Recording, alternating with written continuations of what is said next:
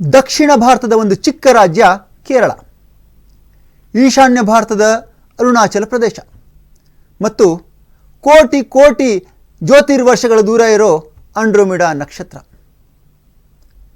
ಈ ಮೂರರ ನಡುವೆ ಒಂದು ಲಿಂಕ್ ಇದೇ ಸಾಧ್ಯ. ಕೇರಳ ಎಲ್ಲಿ, ಅರುಣಾಚಲ ಪ್ರದೇಶ ಎಲ್ಲಿ, ನಕ್ಷತ್ರ ಪುಂಜ ಎಲ್ಲಿ? ಏನು ಈ ಮೂರು ನಡುವಿನ ಕನೆಕ್ಷನ್ ಅಂತ ನೋಡೋದಾದರೆ ಇವತ್ತಿನ ಸ್ಟೋರಿ ಈ ಒಂದು ಕನೆಕ್ಷನ್ ಮೇಲೆ ನಿಂತಿದೆ. ಅರುಣಾಚಲ ಪ್ರದೇಶದ ಝೀರೋ ಅನ್ನೋ ಒಂದು 3 ಜನ ವ್ಯಕ್ತಿಗಳ ಒಂದು ಶವ ಪತ್ತೆ ಆಗುತ್ತೆ ಪೊಲೀಸರಿಗೆ. ಆ 3 ಜನರಲ್ಲಿ ನವೀನ್ ಮತ್ತು ದೇವಿ ಅನ್ನೋ ಗಂಡ ಹೆಂಡತಿ ಮತ್ತು ಇವರಿಬ್ಬರ ಸ್ನೇಹಿತೆ ಆರ್ಯ ಅನ್ನೋ ಮಹಿಳೆ. ಈ 3 ಜನರು ನಿಗೂಢವಾಗಿ ಸಾವನ್ನಪ್ಪಿರ್ತಾರೆ. ಹ್ಯಾಕೆ ಸತ್ರು ಅಂತ ಪೊಲೀಸರು ಅಲ್ಲಿ ಪ್ರಕರಣದ ತನಿಖೆ ನಡೆಸೋಕ್ಕೆ ಶುರು ಮಾಡ್ತಾರೆ. ಆಗ ಅವರಿಗೆ ಬೆಚ್ಚಿ ಬೀಳಿಸುವಂಥ ಕೆಲವೊಂದು ಸಂಗತಿಗಳು ಬಹಿರಂಗ ಆಗ್ತವೆ. ಏನಿದು, ಹ್ಯಾಕೆ ಸತ್ರು ಅಂತ ಪರೀಕ್ಷೆ ಮಾಡಿದಾಗ ಅವರ ಮೈ ಮೇಲೆ ಕೆಲವೊಂದು ಗಾಯದ ಗುರುತುಗಳಿರ್ತವೆ ಮತ್ತು ಅಲ್ಲಿ ಕೆಲವೊಂದು ವಿಚಿತ್ರವಾದ ದಾಖಲೆಗಳು ಸಿಗ್ತವೆ ಅವರಿಗೆ.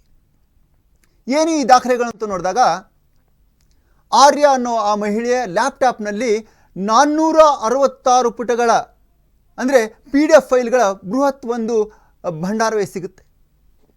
ಈ ಫೈಲ್ನಲ್ಲಿ ಏನಿತ್ತು ಅಂತ ಪೊಲೀಸರು ಅದನ್ನು ನೋಡಿದಾಗ ಅವರಿಗೆ ಮತ್ತೆ ಬೆಚ್ಚಿ ಬೀಳಿಸುವಂಥ ಸಂಗತಿಗಳು ಗೋಚರ ಆಗ್ತವೆ.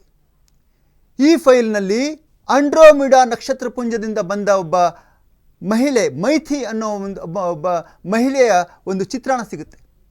ಈ ಮೈಥಿಯ ಜೊತೆ ಈ 3 ಜನ ಸಂಪರ್ಕದಲ್ಲಿದ್ದರು ಅನ್ನೋ ಒಂದು ವಿವರನ ಈ PDF ಫೈಲ್ ಕೊಡುತ್ತೆ.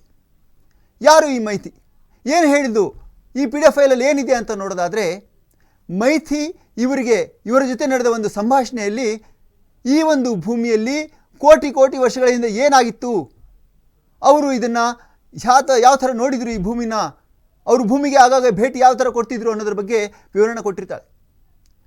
ಅವಳು ಒಂದು ಕೊಟ್ಟಿರೋ ವಿವರಣೆ ಪ್ರಕಾರ ಕೋಟಿ ಕೋಟಿ ವರ್ಷಗಳ ಹಿಂದೆ ಡೈನೋಸಾರ್ಗಳು ಈ ಭೂಮಿನ ಆಳ್ತಿದ್ದು ನಿಮಗೆಲ್ಲ ಗೊತ್ತು. ಆ ಡೈನೋಸಾರ್ಗಳು ಏಕಾಏಕಿ ಕಣ್ಮರೆಯಾದವು.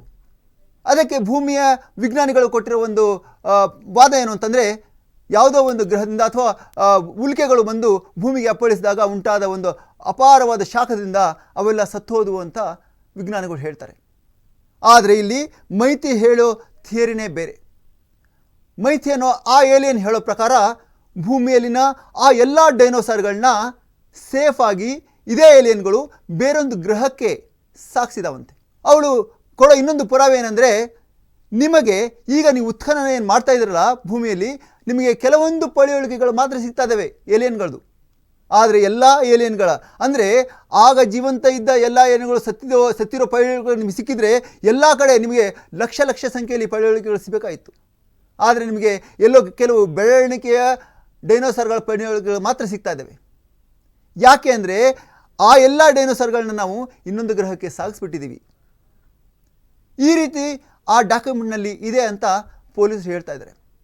ಈಗ ಇನ್ನೊಂದು ಡಾಕ್ಯುಮೆಂಟಲ್ಲಿ ಇರೋ ವಿಷಯ ಏನಂತಂದರೆ, ಈಗ ಮನುಷ್ಯ ಮತ್ತು ಏನು ಪ್ರಾಣಿಗಳಿದ್ದಾವೆ ಎಲ್ಲ ಪ್ರಾಣಿಗಳನ್ನು ಬೇರೊಂದು ನಕ್ಷತ್ರ ಪುಂಜದ ಗ್ರಹಕ್ಕೆ ಸಾಗಿಸೋ ಒಂದು ಕಾಲ ಬಂದಿದೆ ಅಂತ ಇದೇ ಮೈಥಿ ಈ 3 ಜನಕ್ಕೆ ಹೇಳಿರ್ತಾಳೆ. ಇದು ಪೊಲೀಸರನ್ನ ಮತ್ತಷ್ಟು ಬೆಚ್ಚಿ ಬೀಳೋ ಹಾಗೆ ಮಾಡುತ್ತೆ.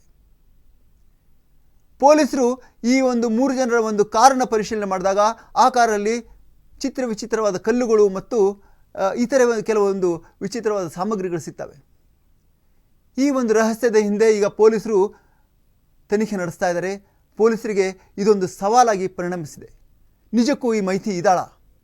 ಈ ಮೈಥಿ ಅನ್ಯಗ್ರಹ ಜೀವಿಯೇ, ಅಂದರೆ ಏಲಿಯನ್ನ ಇವಳ ಒಂದು ಫೋಟೋ ಅವರಿಗೆ ಸಿಕ್ಕಿದೆ. ಈ ಫೋಟೋದಲ್ಲಿ ಮೈಥಿಲಿಯ ದೊಡ್ಡ ದೊಡ್ಡ ಕಣ್ಣುಗಳು ಮತ್ತು ದುಂಡಾದ ಒಂದು ಮುಖ ಹಾಗೂ ದೇಹ ಬಿಗಿಯಾದ ಕಪ್ಪು ಉಡುಗೆಯಿಂದ ಕೂಡಿದೆ. ಹೀಗಾಗಿ ಮೈಥಿ ಅನ್ನೋ ಈ ಒಂದು ಏಲಿಯನ್ನ ಫೋಟೋ ಸಹ ಪೊಲೀಸರಿಗೆ ಸಿಕ್ಕಿರೋದ್ರಿಂದ ಪೊಲೀಸರು ಈ ಪ್ರಕರಣವನ್ನು ಗಂಭೀರವಾಗಿ ತಗೊಂಡಿದ್ದಾರೆ ಮತ್ತು ಇದರ ಒಂದು ತನಿಖೆ ನಡೆಸ್ತಾ ಇದ್ದಾರೆ. ಈ ತನಿಖೆ ಎಲ್ಲಿವರೆಗೆ ಮುಟ್ಟುತ್ತೆ ಅನ್ನೋದನ್ನು ನಾವು ಗಮನಿಸ್ತಾ ಇರೋಣ. ನೋಡ್ತಾ ಇರಿ ಅಶ್ವವೇಗ ನ್ಯೂಸ್. ನಾನು ಓಂ ಪ್ರಕಾಶ್ ನಾಯಕ್.